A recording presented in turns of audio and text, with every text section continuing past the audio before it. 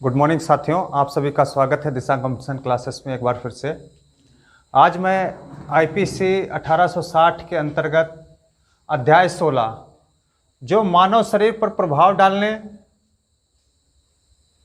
या अपराधों से संबंधित है, जिसमें आपका जीवन संकटकारी हो जाता है, उससे संबंधित जो भी अपराध हैं उनसे संबंधित है। इसमें धारा 299 से 377 तक बताया गया है। यह चैप्टर आपका धारा 299 से 377 तक है। अगर धारा 299 की बात हम करें तो धारा 299 में क्या बताया गया है? गैर इरादतन हत्या, इसकी परिभाषा बताई गई है।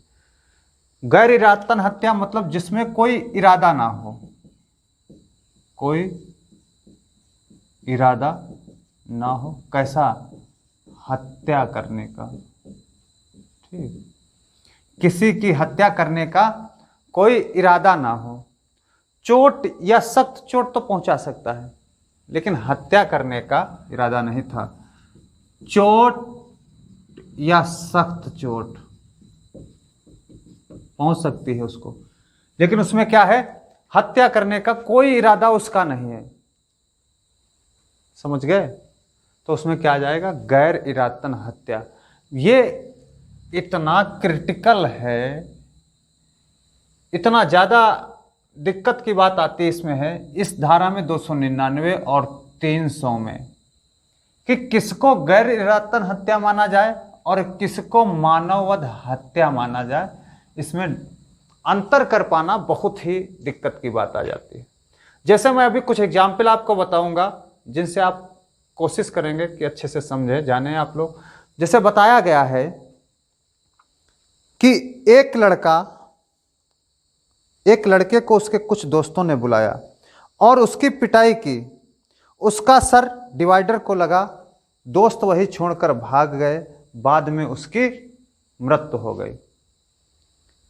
लड़के को क्या किया? उन लोगों ने बुलाया अपने मित्र को। मान लो किसी पार्टी में किसी व्यक्ति को बुलाया जाता है, आपस में मारपीट हुई और उसका सर किसी वस्तु से टकरा गया।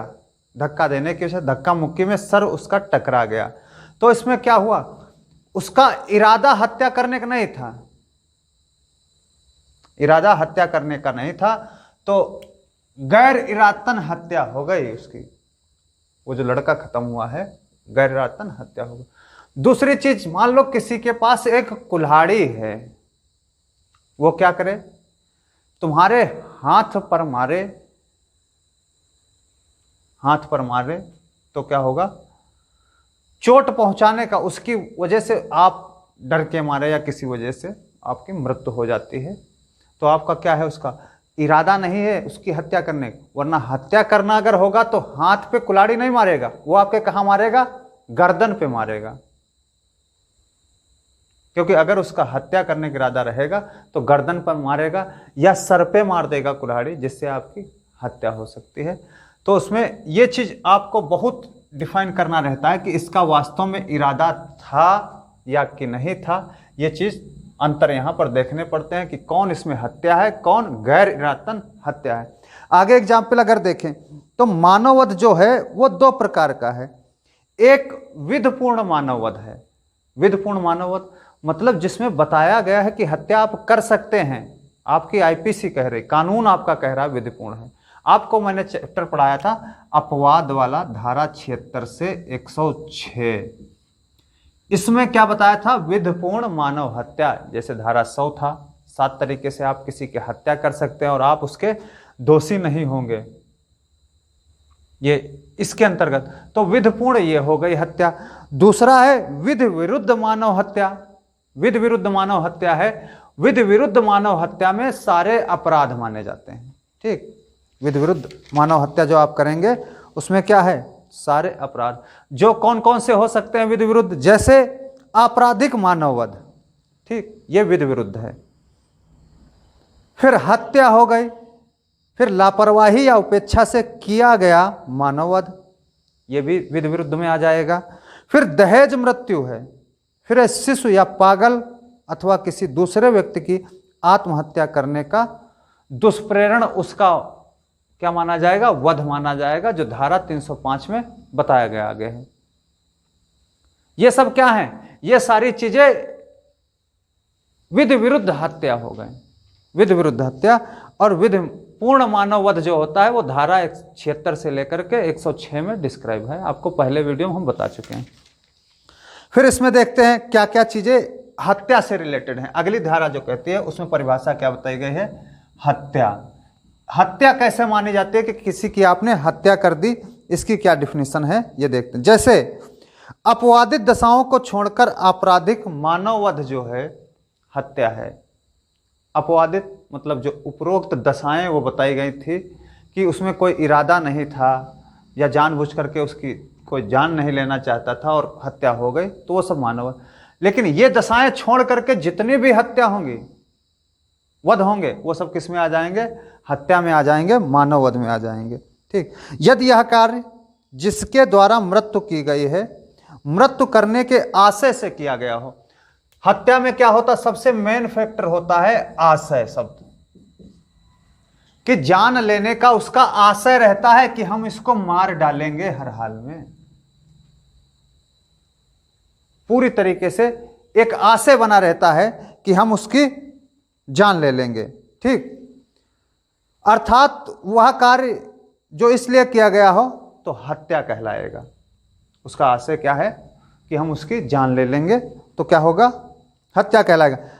अगला पॉइंट है, देखते हैं, यदि वह कार्य ऐसी शारीरिक क्षत करने से के आशय से किया गया हो जो वह जानता हो उस कार्य से व्यक्ति की मृत्यु हो जाएगी।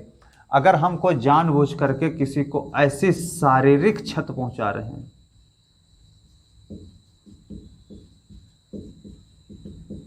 शारीरिक क्षत, जैसे देखो अभी मैंने आपको बताया किसी के सर पर राड से प्रहार कर दें तो जानते हैं कि उसकी मृत्यु हो सकती है, या फिर किसी की गर्दन पर हम तलवार से प्रभाव कर दें, प्रहार कर रहे हैं तो जानते हैं कि उसकी हत्या हो जाएगी। या फिर शरीर के जो नाजुक अंग हैं उन पर प्रहार हम किसी चीज से करते हैं तो उससे भी हत्या हो जाएगी। तो किस में आएगा, धारा 300 होगा, क्या होगा, हत्या होगी। ठीक, धारा 300 इसमें हत्या मानी जाएगी। अगला देखें, यदि वह कार्य किसी व्यक्ति को शारीरिक क्षत करने के से आशय से किया गया हो और शारीरिक क्षत जिसके करने का आशय हो प्रकृति के मामूली अनुक्रम में मृत्यु करने के लिए पर्याप्त हो। मतलब ऐसे प्रकृति विरुद्ध कार्य जो हैं जिससे यह पता चलता है कि इसकी हत्या हो सकती है। किसी व्यक्ति को हम कमरे में बंद करें और उसको ऑक्सीजन की सप्लाई ना दें तो मर जाएगा आदमी ना, इसलिए उसको किस में शामिल कर दिए, हत्या में शामिल कर दिए। या किसी को हम भूख प्यास से मार डालें, बिना भोजन दिए हुए उसको रखें तो हत्या में शामिल हो जाएगा। ये सब क्या है, हत्या सारी आ गई आपकी। फिर इसके बाद अगर देखें, कुछ अपवाद हैं, 5 अपवाद माने गए हैं इसके, जिसमें क्या माना गया है कि ये हत्या नहीं है। वो अपवाद आपको लिख लेना है क्योंकि वहां से पूछे जा सकते हैं कौन कौन से अपवाद हैं, ध्यान रखना आपको है। ठीक, सबसे पहला अपवाद है, यदि मृत्यु गंभीर और अचानक गुस्सा मिलने पर की गई हो। यदि मृत्यु गंभीर और अचानक गुस्सा मिलने पर की गई हो।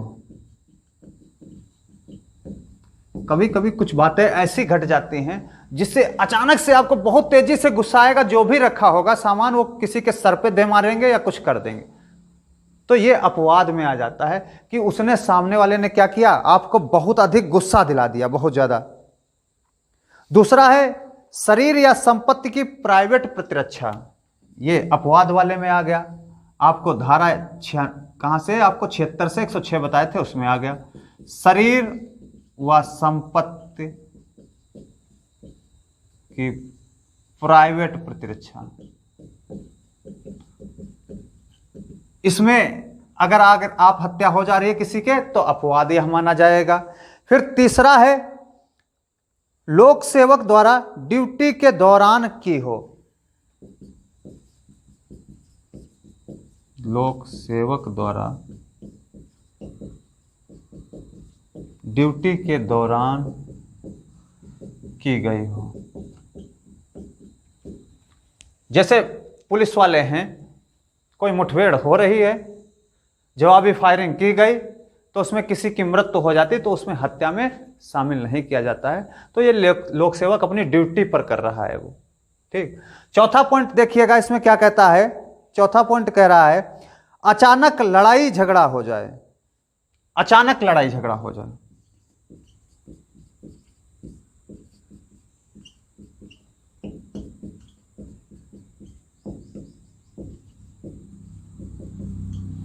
एकदम से क्या हो गया, मारपीट हो गया, उसमें हो गई किसी की हत्या, तो हत्या में शामिल नहीं किया जाएगा, यह अपवाद माना जाएगा। पांचवा है 18 वर्ष से ऊपर के व्यक्ति की सहमत से की हो तब मर्डर ना होकर गैर इरादतन हत्या हो जाएगा। 18 वर्ष से ऊपर का कोई व्यक्ति है,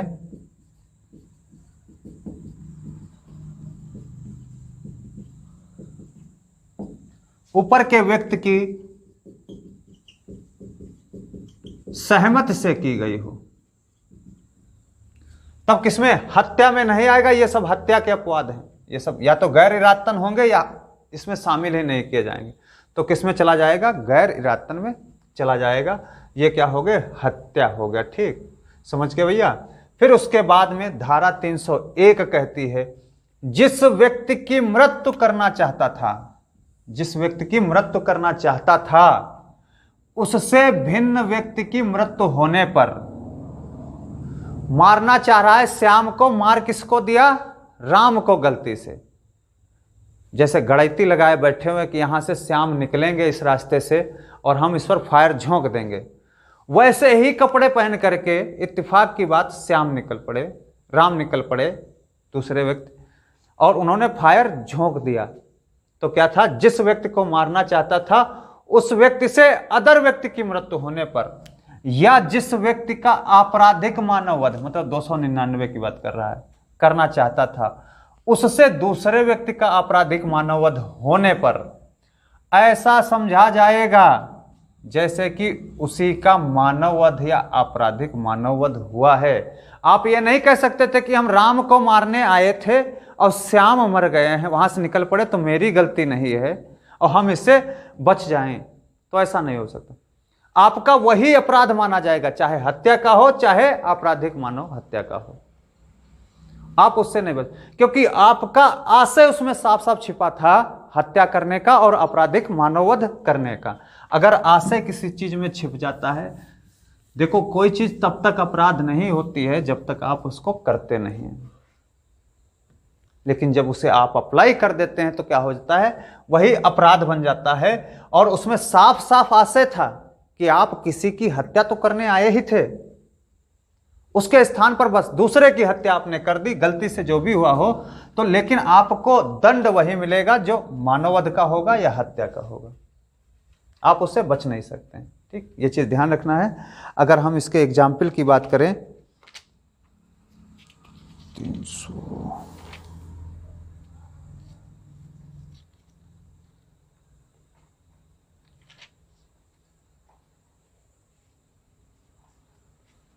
जैसे झगड़े में कोई औरत गोद में बच्चा लिए आ जाए और गलती से बच्चे की मृत्यु हो जाए, या घात लगाए बैठे किसी व्यक्ति की मृत्यु के लिए है, भ्रम में मृत्यु किसी और की हो जाए। चारपाई पर कोई व्यक्ति सो रहा है, उस रात पता चलता है कोई दूसरा व्यक्ति सो गया और हत्या करने के लिए वहां पर गए और उसके स्थान पर दूसरे की हत्या हो गई। मारपीट हो रहा है, अभी मैंने आपको एग्जाम्पल बताया, मारपीट हो रहा है, झगड़े में कोई औरत आई, उस औरत की गोद में बच्चा है, भाई बच्चा जो है गोद में ही तो रहेगा, और उसके स्थान पर क्या हुआ, उस बच्चे की हत्या हो गई। तो ये नहीं माना जाएगा कि मैं औरत को मारना चाहता था, आप उसी के दोषी हो जाएंगे दोनों तरीके से, या तो 299 या फिर 300 के दोषी आप हो जाएंगे। फिर इसके बाद बताया गया है हत्या के लिए दंड 302 में। हत्या के लिए दंड फांसी या आजीवन कारावास होता है। जो इनमें से जैसा आप देना चाहें वो दे सकते हैं। यह हत्या के लिए दंड बताया गया है। फिर 303 आजीवन सिद्ध दोष द्वारा हत्या के लिए दंड। 303 क्या कहती है? आजीवन सिद्ध दोष द्वारा हत्या के लिए दंड। इसमें बताया गया है जो कोई आजीवन कारावास की सजा काटते हुए किसी की हत्या कर दे तो वह मृत्यु दंड से दंडित होगा। कोई व्यक्ति था जेल में आजीवन कारावास की सजा काट रहा था।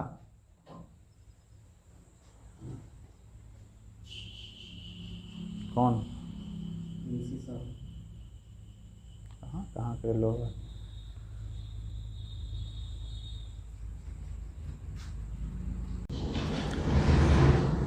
धारा 303 देखते हैं। इसमें क्या बताया गया भैया?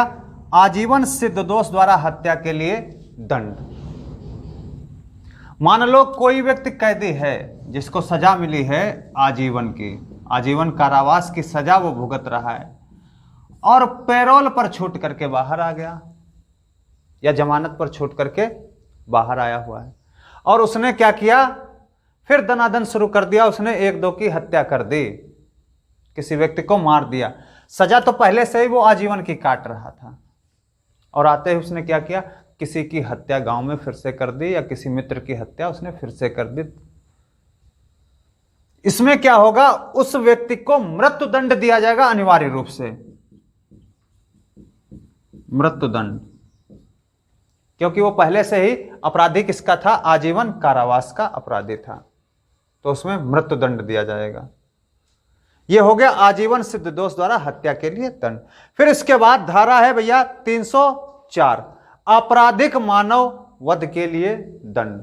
जो धारा आपकी 299 थी उसी में आपको 304 में बताया गया है, इसके लिए दंड के बारे में बताया गया है। तो 304 में देखते दंड कितना है? 10 वर्ष से लेकर के आजीवन कारावास तक।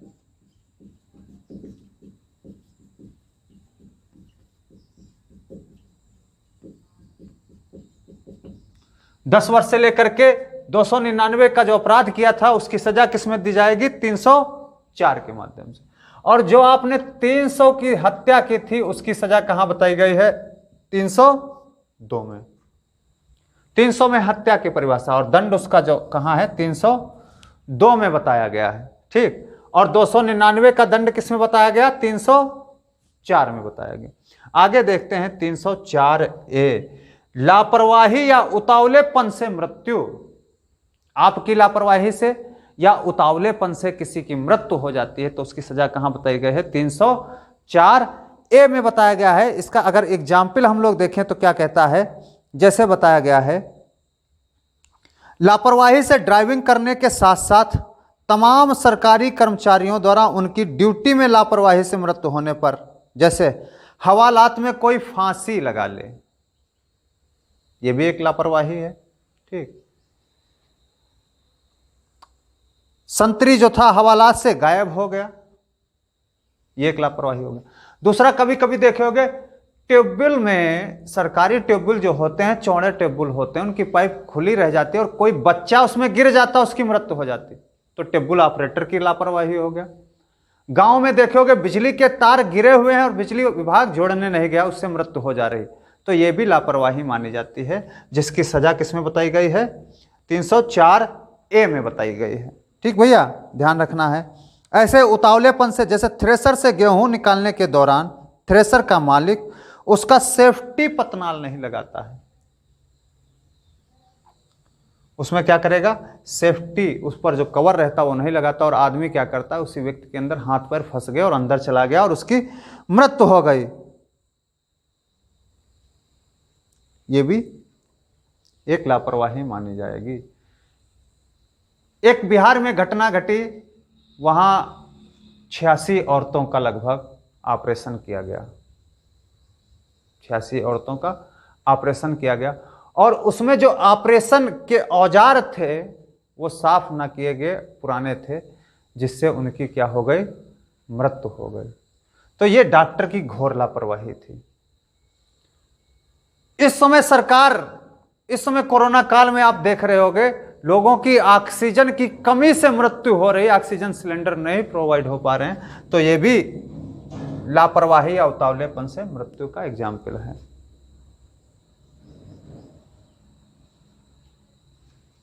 ये आ गया भैया 304A। 304B बहुत इंपॉर्टेंट है, खास करके महिलाओं के लिए इसमें बताया गया है। क्या बताया गया है? दहेज मृत्यु। 304B में दहेज मृत्यु। देखते हैं क्या क्या है दहेज मृत्यु और कब कब मानी जाती है दहेज मृत्यु। ये नहीं कि 60 साल की हो गई और उनकी हत्या हो गई और दहेज मृत्यु लगवा रही हैं, ऐसा कुछ नहीं होता है। ठीक कि शादी के 15 साल हो गए और उनकी हत्या हो गई तो दहेज मृत्यु लग जाएगा, ऐसा कुछ भी नहीं है। ठीक, दहेज मृत्यु में भैया देखते क्या क्या कंडीशन है।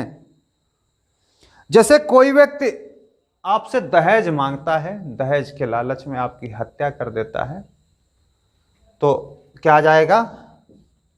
दहेज मृत्यु।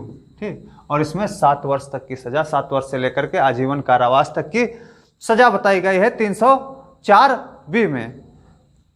कंडीशन इसकी होती हैं, कुछ शर्तें होती हैं, वो आपकी पूरी होना जरूरी है दहेज मृत्यु में। शर्तें क्या हैं?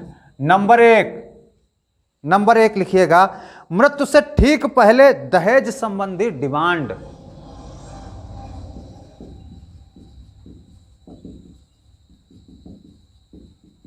दहेज संबंधी क्या हो? डिमांड की गई हो मृत्यु से ठीक पहले। दूसरी चीज, शादी के 7 वर्ष के अंदर। दूसरी कंडीशन क्या है? शादी के 7 वर्ष के अंदर दहेज मांगा गया, उसकी मृत्यु हुई हो। ठीक, और तीसरी है, महिला की मृत्यु जलने, शारीरिक चोटें या ऐसी परिस्थितियों में जो सामान्य नहीं थी। मतलब मृत्यु जो है वो सामान्य परिस्थिति में नहीं हुई, सामान्य परिस्थिति में नहीं, या तो जले से हो रही है या चोट खाने से हो रही है, या ऐसी परिस्थिति है जो सामान्य नहीं थी। ये नहीं कि आराम से मृत्यु हो गई उसकी और कह दे, इल्जाम लगा दे उसके मायके वाले कि हाँ दहेज मृत्यु, दहेज के लिए लालच में उसकी हत्या कर दी, ऐसा कुछ भी नहीं माना जाए। या तो जली होगी या चोटिल होगी या मारपीट हुआ होगा, कुछ ना कुछ हुआ होगा ना, तभी तो उसकी मृत्यु होगी।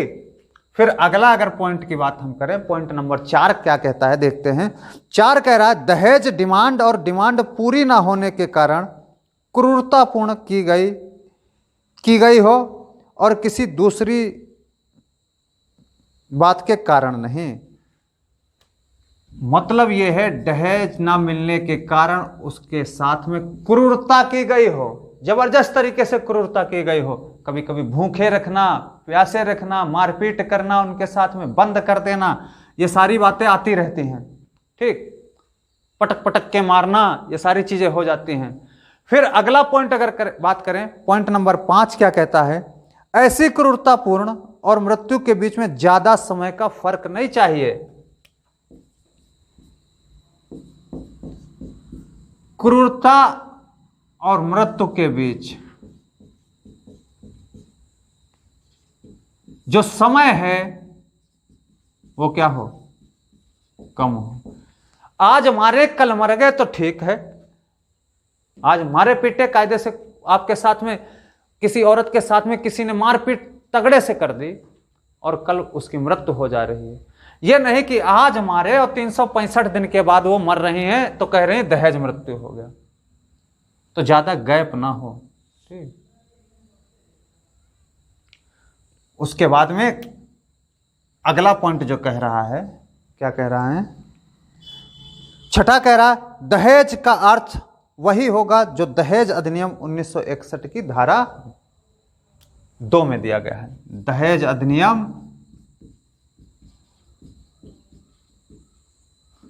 1961 की धारा 2 में दहेज की परिभाषा बताई गई है कि क्या दहेज होगा, क्या नहीं दहेज है, ये सारी चीजें उसमें बताई गई हैं। तो ये इतने पॉइंट होना अनिवार्य है, ये शर्तें होना अनिवार्य है। दहेज संबंधी डिमांड की गई हो, 7 वर्ष के अंदर शादी की गई हो, सामान्य परिस्थिति में उसकी मृत्यु ना हुई हो, सामान्य परिस्थिति में मृत्यु ना हो। ठीक, और क्रूरता उसके साथ की गई हो और क्रूरता और मृत्यु के बीच में ज्यादा समय का अंतर ना हो, और दहेज अधिनियम, दहेज उसे मानेंगे जो दहेज अधिनियम 1961 की धारा 2 में बताया गया है। ये कंडीशन जब तक पूरी नहीं होती है तब तक किसी की दहेज मृत्यु नहीं मानी जाती है। धारा 304B में बताया गया है। ठीक, ये चीज ध्यान रखना है अच्छे से। फिर इसके बाद आगे चलते हैं धारा 305। धारा 305 क्या कहती है देखते हैं।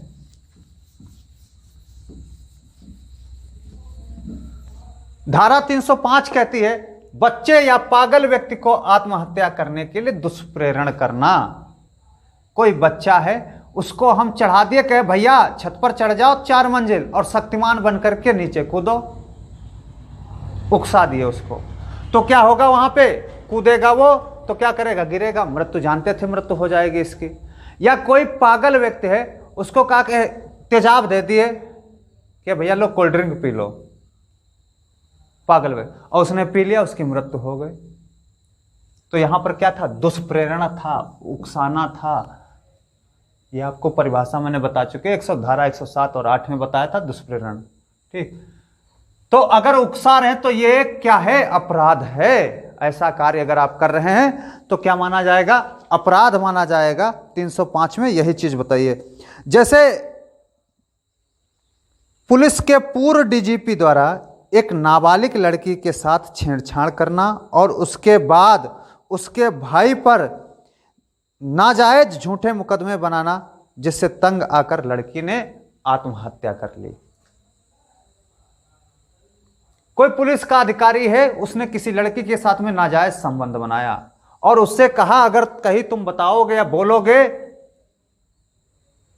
तो हम तुम्हारे भाई पर इतने मुकदमे लगा देंगे, या लगा भी दिए, जिससे वो तंग आकर के क्या कर लिया? उसने हत्या कर ली। इसका मतलब इसमें दुष्प्रेरण में आ जाएगा, उकसाने में आ जाएगा। ठीक, समझ गए भैया? जैसे एक और एग्जाम्पल अगर हम देखें, एक स्कूल के टीचर ने होमवर्क ना करने पर लड़के की मां को बुलाया और उसके बाद भी उसकी मां को स्कूल में बुलाने की धमकी देने व बार बार टॉर्चर करने पर लड़के ने आत्महत्या कर ली। ऐसे कई एग्जाम्पल आ जाते हैं, आप लोग देखते होंगे, जिससे उकसा करके लोग या दुष्प्रेरण करके लोगों की हत्या हो जाती है। तो ये अपराध माना गया है। फिर उसके बाद धारा 306 क्या कहती है देखो, आत्महत्या खुदकुशी का दुष्प्रेरण। आत्महत्या और खुदकुशी का दुष्प्रेरण। ठीक, जो कोई किसी व्यक्ति को आत्महत्या करने का दुष्प्रेरण करेगा वह 10 वर्ष तक की कैद की सजा भुगतेगा।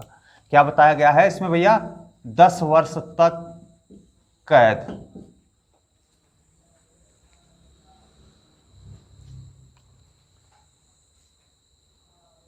जैसे इस धारा में जब कोई किसी से तंग आकर मरता है, जैसे फाइनेंसर से, प्रेमी से, ससुराल से, अध्यापक से, ब्लैकमेल से, छेड़खानी से, भाई से, बहन से, पति से, माँ से, पिता से, पुलिस से या अन्य किसी कारण तंग आकर स्वयं आत्महत्या कर ले तो यह इस धारा का अपराधी माना जाएगा। जिससे भी तंग होगा वो क्या माना जाएगा? अपराधी माना जाएगा। ठीक, कई बार आप देखे होंगे कर्ज ले लेते हैं, कर्जा लिया, फिर उनको प्रताड़ित करना शुरू कर देते हैं वो लोग, जो लोग कर्जा देते हैं, जिससे उकसा करके क्या होता है? वो आत्महत्या कर लेते हैं। तो ये अपराधी माना जाएगा। 306 की धारा उसके ऊपर चलेगी, जो कर्ज दिया था, जिससे परेशान होकर के उसने आत्महत्या की थी। ठीक, ये हो गया धारा 306। फिर इसके बाद धारा 307 हत्या की कोशिश, अटेम्प्ट टू मर्डर जिसको कहते हैं, वो किस में बताया गया है? 307 में बताया गया है। क्या बताया गया है इसमें? आजीवन सिद्ध दोष द्वारा हत्या करने का प्रयत्न। अगर कोई आजीवन सिद्ध दोष द्वारा व्यक्ति है तो वो अगर प्रयत्न करेगा तो उसको मृत्यु दंड से दंडित किया जाएगा। 2 चीज ध्यान रखना है। पहली बात, साधारण अगर कोई कोशिश करता है तो 10 वर्ष की कैद, और अगर आजीवन वाला कर रहा है आजीवन कारावास वाला हत्या की कोशिश कर रहा है तो उसे मृत्यु दंड देंगे। और साधारण कोई व्यक्ति अगर हुई है, हत्या से अटेम्प्ट टू मर्डर हुआ है, तो 10 वर्ष तक की कैद उसमें बताया गया है। ये चीज आपको ध्यान रखना है। जैसे एक व्यक्ति दूसरे व्यक्ति को पेट में चाकू मारता है लेकिन उसकी मृत्यु नहीं होती है। आशय उसका क्या था, जान से मार देने का था, लेकिन वो मरा नहीं, इसलिए क्या जाएगा, अटेम्प्ट टू मर्डर आ जाएगा। उसने प्रयास किया हत्या करने। ये भी नहीं है कि थप्पड़ मारे और लगवा दें अटेम्प्ट टू मर्डर।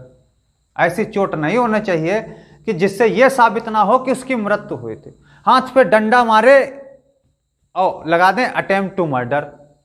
किसी व्यक्ति ने चाकू चलाया, हाथ में लग गया और लगवा रहे हैं कि हम तुम्हारे ऊपर 307 लगवाएंगे, 307 लगवाएंगे। अक्सर देखते होंगे गांव में। तो ये चीजें नहीं हैं। वो अंग, ऐसे अंगों पर प्रहार होना चाहिए जो नाजुक अंग हो, जिनसे मृत्यु होने का डर हो, वो अटेम्प्ट टू मर्डर में आएंगे। ये चीज ध्यान रखना आपको। जैसे कुछ व्यक्ति मिलकर के एक व्यक्ति को कस्सियों से जगह जगह पर घाव करके उसके बोरे में बंद करके तालाब के किनारे डाल देते हैं, लेकिन सुबह होने पर कुछ अन्य व्यक्ति उस तालाब पर आते हैं और उस बोरे को खोल कर देखते हैं जिसमें एक जिंदा व्यक्ति मिलता है। इस प्रकार यह इस धारा का अपराधी माना जाएगा। आशय क्या था, चाकू जगह जगह घोंपे खूब, और उनका आशय था तालाब के किनारे हम बोरे में बंद करके डाल देंगे तो यह मर जाएगा। लेकिन हुआ क्या, सुबह कुछ लोग आए, उन्होंने देखा कि वो जिंदा है, उस बाहर निकला, तो उस व्यक्ति के ऊपर 307 लगेगी। तो ये चीज थी हत्या की कोशिश से संबंधित। अभी इसके आगे बहुत सारे धाराएं हैं, 377 तक आपको चलना है धीरे धीरे, लेकिन ये सब बहुत ही इंपॉर्टेंट धाराएं हैं, आपको इनकी जानकारी होना बहुत जरूरी है। आप लोग अगर पसंद करते हैं तो ज़्यादा से ज़्यादा आप लोग वीडियो को शेयर करिए, लाइक करिए, सब्सक्राइब करिए, कमेंट भी करते रहिए, और ज़्यादा से ज़्यादा आप लोग शेयर करें। जय हिंद दोस्तों, जय दिशा, तेरे साथ, धन्यवाद।